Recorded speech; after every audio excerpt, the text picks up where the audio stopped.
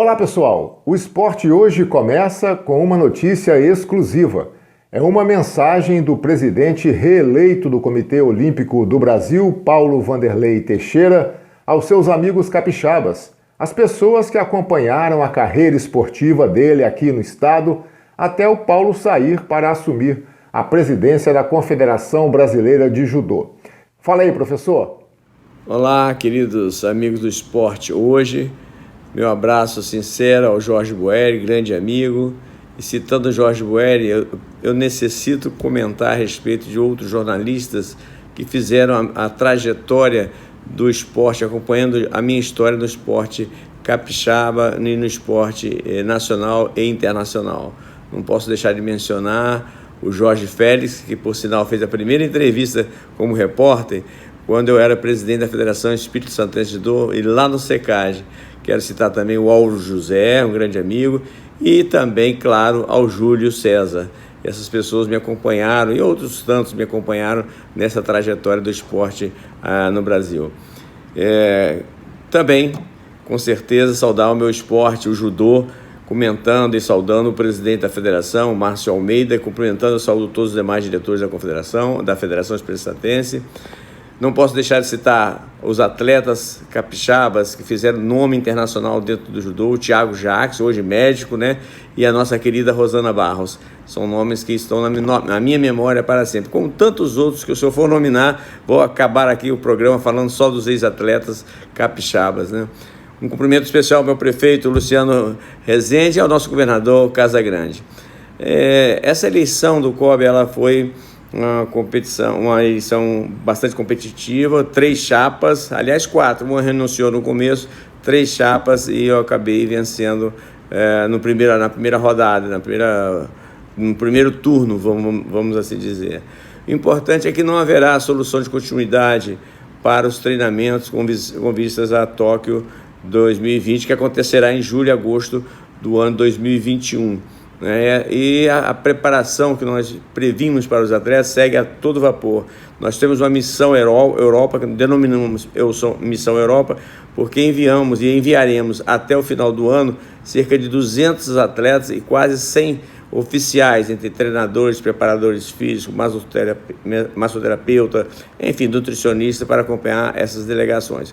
Muitas delegações nossas, de vários esportes, tanto coletivo quanto individual, passará por esse treinamento na Europa, que era, no momento, o lugar mais seguro para um treinamento em conjunto. Embora o nosso centro de treinamento, Time Brasil, que funciona aqui na Barra, perto da nossa sede administrativa, já esteja aberto e, paulatinamente, os atletas estão retornando às suas atividades, adquirindo confiança, e eu tenho a confiança que nós chegaremos em Tóquio tão bem quanto chegaríamos agora, que se fosse nesse ano 2020.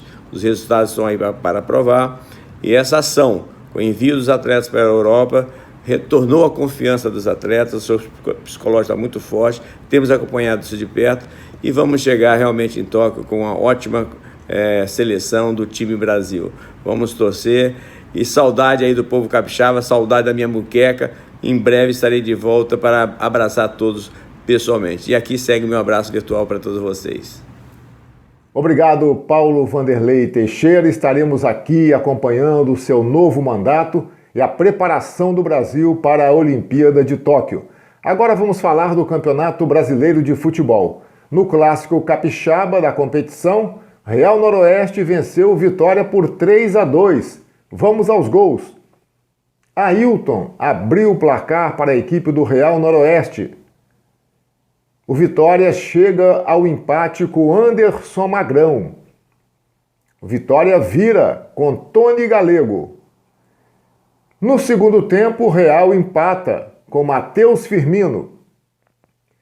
E o time da casa chega à vitória com esse gol de Peixoto. Depois da partida, o técnico do Vitória, Charles de Almeida, que fazia a sua estreia, falou pra gente sobre o jogo e já projetando as próximas partidas. Fala, professor. Então, pelo ângulo que a gente estava ali, a gente podia verificar que a bola bateu na mão claramente. Eu acho que se o árbitro tivesse usado um pouco de bom senso, poderia ter dado pênalti. Em relação ao jogo, cara, a gente tem que jogar para ganhar. O Vitória não vai jogar mais para empatar. A gente está numa situação de desconforto teve o jogo dominado, né? Por 2 vezes o Real Noroeste teve que virar o jogo. O mais importante que eu acho que a equipe evoluiu muito, a gente teve a maior parte na frente do placar, mas futebol é isso aí, futebol é o final, não adianta querer brigar aqui fora. Eu acho que o Vitória teve bem, mas pode melhorar muito. Eu tenho certeza que a partir de hoje a gente começa a virar essa chave aí e colocar realmente o Vitória no caminho das vitórias, que é o mais importante pra gente. Eu acredito o seguinte, campeonato 3 pontos, como é o campeonato brasileiro, você não tem que pensar nem empatar em casa, nem empatar fora, você tem que jogar pela vitória. São 3 pontos, 2 vitórias, deixa a gente lá em cima. E aí a gente tentou fazer isso com o Real Noroeste. Teve, como eu falei, 2 momentos importantes, que 2 vezes na frente do placar, mas infelizmente o Real Noroeste foi muito feliz, apesar de eu achar que o nosso volume de jogo foi bem melhor e muito mais objetivo. Eu acredito que o Vitória, como eu volto a falar, está no caminho certo e a gente não pode jogar mais com a bunda na parede. A gente tem que jogar para vencer, ponto final. E é isso que o Vitória vai fazer. Lembrando que com essa vitória, o Real Noroeste continua dividindo a liderança do Grupo 5 com o Goianésia com 10 pontos ganhos. E o Vitória está na lanterna com 3 pontos. As equipes capixabas voltam a jogar nesta quarta-feira. O Vitória recebe o União e a equipe do Real Noroeste vai a Goiás enfrentar o Aparecidense. Vamos aos resultados da Série A do Campeonato Brasileiro, rodada de clássicos. O Flamengo foi a São Januário e venceu o Vasco por 2-1. O São Paulo conseguiu vencer o Palmeiras no Allianz Parque por 2-0. Coritiba e Fortaleza ficaram no 0-0 e o líder Atlético Mineiro venceu no Mineirão o Goiás por 3-0. Fluminense e Bahia ficou 1-1 para o Fluminense. Santos venceu o Grêmio por 2-1. Atlético de Goiás 2, Bragantino 1. Sport 1, Botafogo 2. Com essa vitória, o Botafogo sai da zona de rebaixamento. Ceará 2, Corinthians 1. Com a derrota, o Corinthians é que cai para a zona de rebaixamento. E o Inter venceu o Atlético do Paraná por 2-1. Pessoal, por hoje é só. Boa semana a todos.